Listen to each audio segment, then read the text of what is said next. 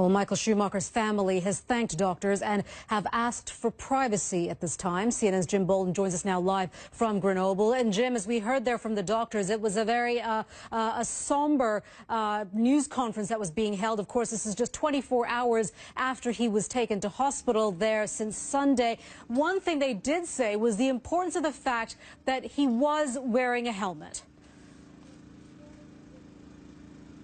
That's right, Manita. If he wasn't wearing a helmet, I think it was very clear he wouldn't have survived the accident. Of course, he's severely injured in an induced coma. The doctors also say that they have lowered his temperature, sort of hypothermia, which they say should help with the swelling. The biggest issue for anybody who had this kind of brain injury is the swelling of the brain against the skull, and that's what the doctors have got to try to keep from continuing if they can. So the induced coma and also a lowering of his body temperature.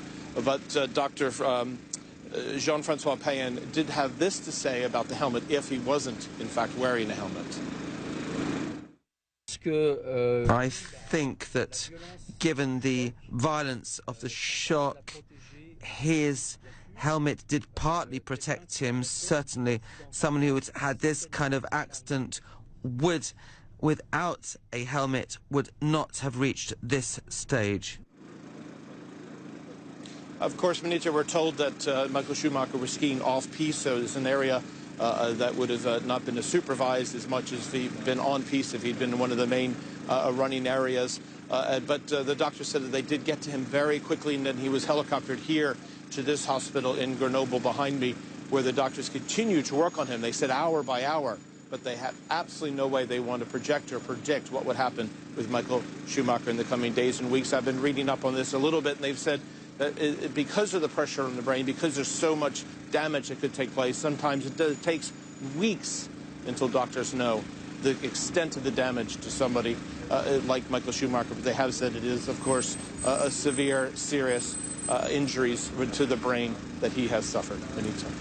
An extremely worrying time. Lots of support that he's been receiving online from fans, supporters, but also wondering where his family are at this point.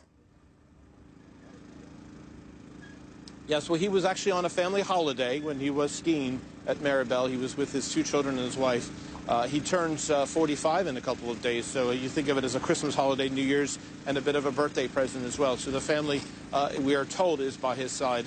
But as you said earlier, they've asked to be left alone, to be left in private, and they've said they will not be doing interviews, Manita.